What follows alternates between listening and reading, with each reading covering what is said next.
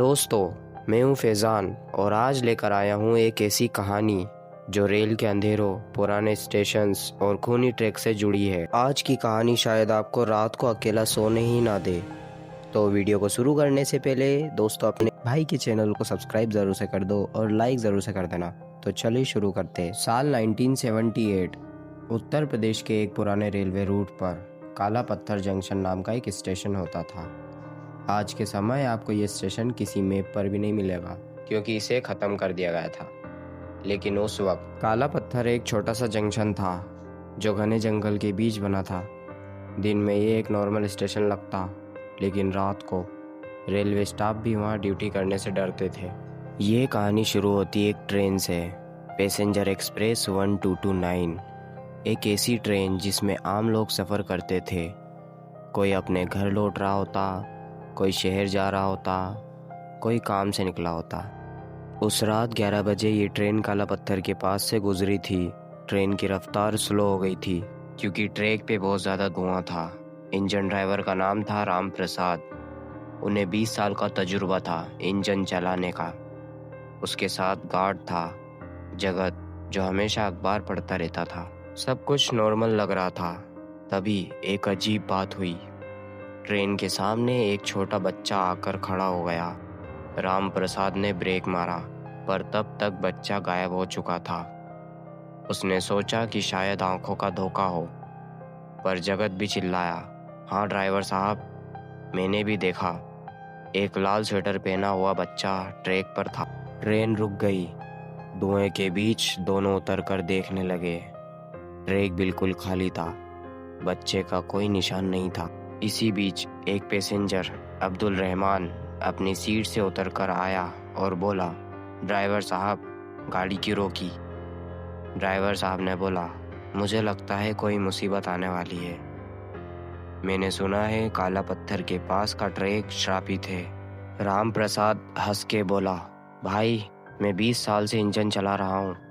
शराब वराब कुछ नहीं होता, तुम चिंता मत करो।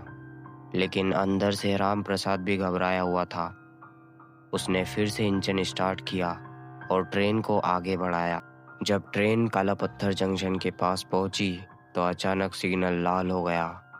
स्टेशन मास्टर ने रेडियो से इन्फॉर्म किया, 1229, आपको 10 मिनट रुकना होगा। राम प्रसाद ने ट्रेन रोकी। ट्रेन के रुकते ही पैसेंजर ने देखा स्टेशन बिल्कुल सूना पड़ा है। सिर्फ एक धीमी लाइट जल रही है। कुछ पैसेंजर्स उतरकर चाय लेने गए, पर प्लेटफॉर्म पे कोई चाय वाला, कोई दुकान, कुछ भी नहीं था।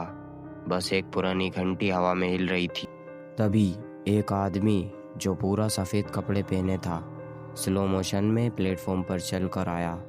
उसका चेहरा धुएं में धुंधला था। वो ड्राइवर के पास आया और सिर्फ एक लाइन बोली, ये ट्रेन वापस नहीं लौटेगी। इतना कहकर वो आदमी हवा में गायब हो गया। राम प्रसाद के हाथ कांपने लगे।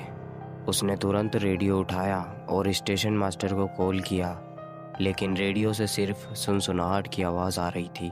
ट्रेन के अंदर बच्चों की चीखने की आवाज़ आने लगी। 2 कंपार्टमेंट से एक साथ बच्चों ने चिल्लाना शुरू कर दिया।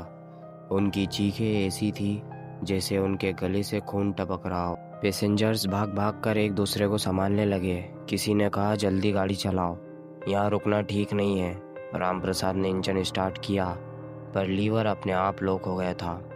ट्रेन खुद रुक गई थी, जैसे किसी ने उसे जंजीर से बांध दिया हो। कोच नंबर H7 से एक औरत की चीख सुनाई दी। जब पैसेंजर्स वहां गए तो उन्होंने देखा एक औरत अपने बच्चे को गोद में पकड़ के रो रही थी। बच्चे का चेहरा पूरा काला पड़ चुका था और उसकी आंखें सफ़ेद हो गई थी। और सबसे खौफनाक बात, उस कोच में जितने भी बच्चे थे सब एक जैसे रो रहे थे। उनका चेहरा लाल, उनके होठों से झाग निकल रहे थे।